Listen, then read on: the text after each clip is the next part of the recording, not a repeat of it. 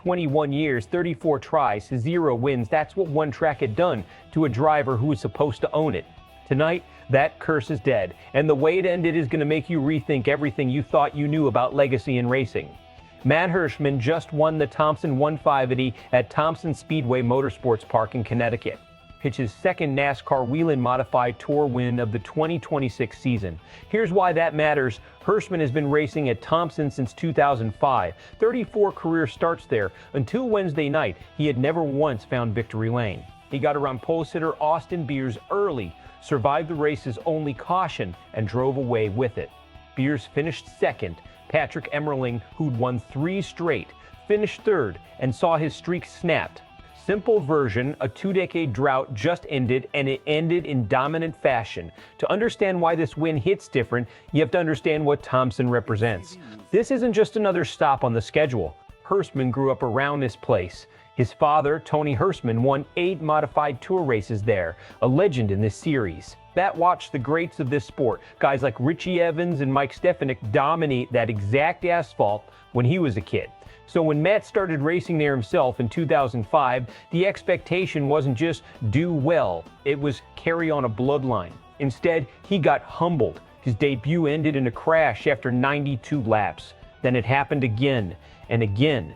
4 more times he left Thompson behind the wall instead of in victory lane. Think about what that does to a driver psychologically. Every single year you roll into the track that made your family's name in front of people who remember your father's dominance, and you leave empty-handed.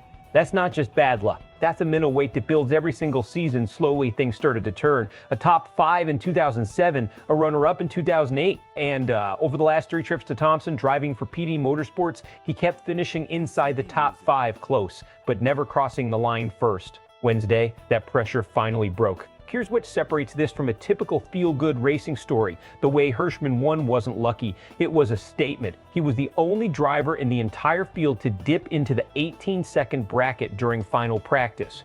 That's not a small gap. That's a signal to everyone else in the garage that they were racing for second before the green flag even dropped. Losing the pole to Beers could have rattled a driver with this much history at this track. It didn't. Hirschman methodically worked his way past Beers early and then leaned on his pit crew to protect the lead through the race's only caution period. That's the difference between a driver who gets hot for 1 lap and a team that's built to close out a race under pressure. Now zoom out to what this means for the season. Hirschman now has 2 wins in 2026, plus 4 top 5s in his last 5 starts. That is a team peaking at exactly the right time, heading into the stretch run of the schedule. Strategically, this is dangerous for everyone else chasing the championship. A driver who's now proven he can win anywhere, including the one track that had owned him for 2 decades, is a driver with 0 remaining psychological weak points.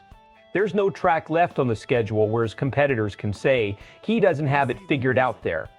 For Beers, this is a different story.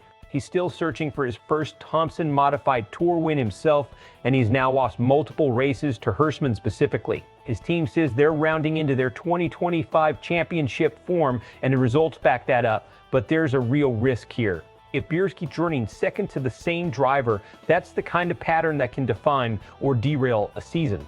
Fans who followed Hirschman's career are going to feel 2 things at once: relief and validation. Relief, because a genuinely respected veteran driver finally got the result his talent has deserved for years. Validation, because longtime Modified Tour fans who remember Tony Hirschman's dominance at Thompson now get to watch the sun close that same chapter. On the other side, expect some hard conversations in the Beers camp. Pole position, strong practice speed, a runner-up finish, and still no signature win. That's the type of near miss that either fuels a breakthrough or starts eating at a team's confidence. Best case for Hirschman, this win is the spark, not the peak. He carries this momentum into the Mohegan Sun 100 at New Hampshire Motor Speedway and turns 2026 into a full championship push, using Thompson as the moment everything clicked. Worst case for Hirschman, this ends up being an emotional peak rather than a turning point, a career-defining cathartic win that doesn't translate into sustained championship pressure once the emotional weight of Thompson is gone. For Beers, the split is just as sharp. Either this runner-up finish becomes fuel for his first Thompson win before the season ends, or the pattern of finishing behind Hirschman becomes the story that defines his year.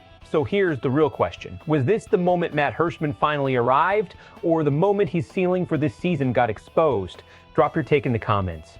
Do you think Hirschman rides this into a championship run, or was Thompson always going to be his one big moment? If you want the breakdown before every modified tour race this season, make sure you're subscribed because this story is far from over.